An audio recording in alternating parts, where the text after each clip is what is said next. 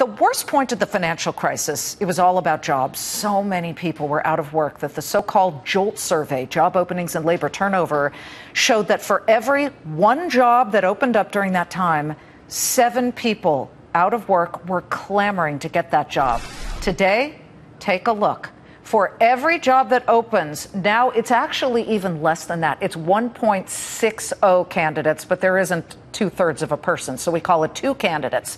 So the June JOLT survey showed that, and showed that not only has hiring hit a 6-month high, but that ratio has narrowed pretty dramatically.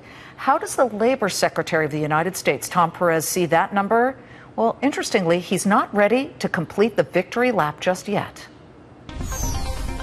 The sign of a dynamic economy is when you have a lot of churn. So people who are coming into new jobs, people who are voluntarily quitting, and we saw last month 2.7 million people who voluntarily quit their job. People don't quit their job unless they have confidence they're going to get a new job.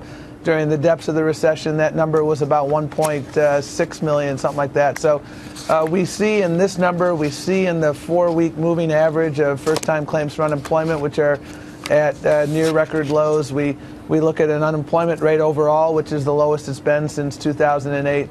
You know, these are all signals of an economy that's moving in the right direction. Certainly more work to do. No one's spiking the football at our end, but today's report is another indicator of solid, steady progress. I was looking, because I like perspective, and I think our viewers do too, I was looking back to about late 2009.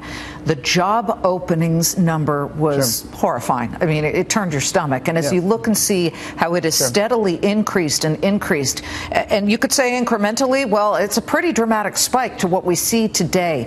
Why do you feel that we still continue to hear the echo chamber of complaint that, yes, we're seeing job creation, it's not exactly the high-paying quality jobs with the benefits and the cherry on top that people would love to see?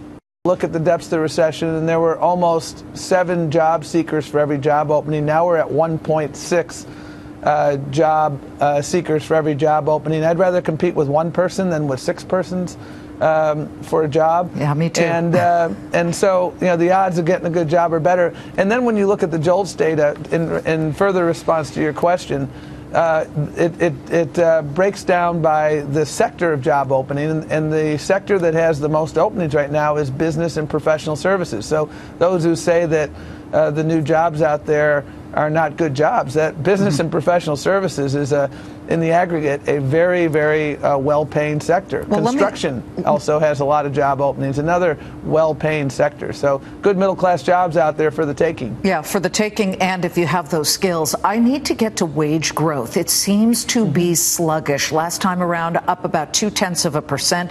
What do we need to do to inspire better wage growth? Well, I think there are a few things there, Liz. Number one, we need to continue to see some tightening in the labor market. I still think we have room for improvement there. Tighter labor markets mean higher wages. Another thing we're working very vigilantly on is to upskill America. One of the best ways to make a better wage is to get a better job. And so we spend a lot of time, for instance, in the IT context with our investments, because of these 5.2 million job openings, roughly 500,000, or about 10%, are in the IT sector. And those are good middle-class jobs. And roughly half of them or more don't require a college degree. Yeah. And so when you get people into these career pathways and upskill America, you really provide these opportunities for people to punch their ticket to the middle class. I mean, take our skills agenda is... Yeah, take a class on how to code, a little bit of computer science. Boom, you're there. Candidates are arguing about who has the best job plan. What do you think any of them must include in their job plans as they present them to potential voters?